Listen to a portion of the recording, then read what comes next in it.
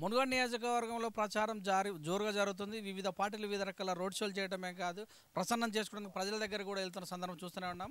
ఎవరికి వారు ఎత్తులకు పై ఎత్తులు వేస్తూనే ఉన్నారు. ఈ బై ఎలక్షన్స్ అనగానే మన సంస్థ నారాయణపూర్లో ప్రచారం చేస్తున్నటువంటి నరేందర్ రెడ్డి గారు ప్రస్తుతం మనతో ఉన్నారు. వారిని అడిగి మరికొన్ని విషయాలు చెప్పండి. స్రవంతి గారికి ఎలా ఉంది ఓటింగ్, ఇక్కడ ఏమంటారు ప్రజలు?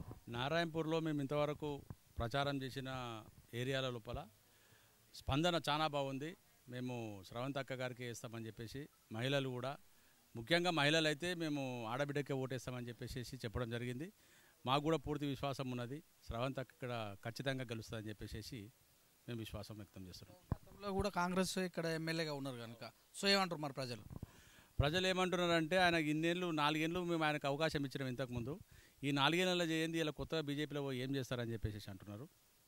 అంతే కదా అంటున్నారు. సో మరి ఇప్పుడు మరి స్రవంతికి తీసుకొని వచ్చారు కదా, అయితే మరి ఈ సంస్థ నారాయణపూర్లో ఉన్నట్టు అందరు ఓటర్లు టచ్ చేస్తారా మీరు తిరిగే ఏరియాలో?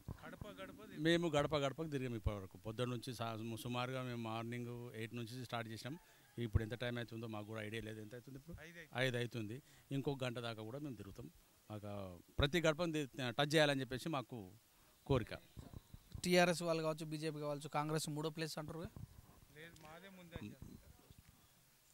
అవన్నీ వాళ్ళు డబ్బులు పెట్టి ఓట్లను కొందామని చెప్పేసి ఒక ఆలోచనలు ఉన్నట్టున్నారు. కానీ ప్రజలు చాలా విఘ్నతతోనే ఆలోచించారు. వాళ్ళు చాలా విఘ్నతతో ఉన్నారు. మునుగోడు ప్రజలు ఖచ్చితంగా కాంగ్రెస్ పార్టీకే ఓటేస్తామని చెప్పేసి ఘంటాపథంగా మాకు చెప్పడం జరిగింది. అన్ని పథకాలు మేమే వేస్తున్నాం, నీళ్ళు కూడా మేమే దాపినాం, పింఛన్లు మేమే వేస్తున్నాం. సో గతంలో ఇక్కడ కాంగ్రెస్కి ఓటేసి 4 సంవత్సరాలు వెనకబడిపోయినాం. ఈసారి కారుకే వేస్తామని కారు కూతలు కూడా వస్తురుగా. లేదు, అటువంటిది మా దృష్టికి అయితే రాలేదు. అది మా దృష్టికి అయితే రాలేదు. మరి ఏం చెప్తారు ఓటర్లు? మేము ఖచ్చితంగా కాంగ్రెస్ పార్టీకి ఓటేయమని చెప్తాం. రాబోయేది రేపు పొద్దుగాల రాష్ట్రం లోపల కాంగ్రెస్ పార్టీ బలంగా ఉన్నది. రేపటి మార్పు కోసం ఈరోజే దీనికి నాంది పలకాలని చెప్పేసి మేము ఓటర్లు విజ్ఞప్తి చేస్తున్నాం.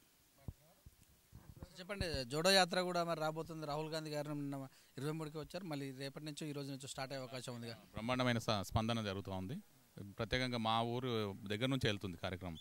ఇక్కడ మా ఊర్ల మధ్య నుంచి బాగా ఒక రోజువారీగా 1,00,000 మంది దాంట్లో పాల్గొనడానికి సిద్ధంగా ఉన్నారు. గ్రామాల నుంచి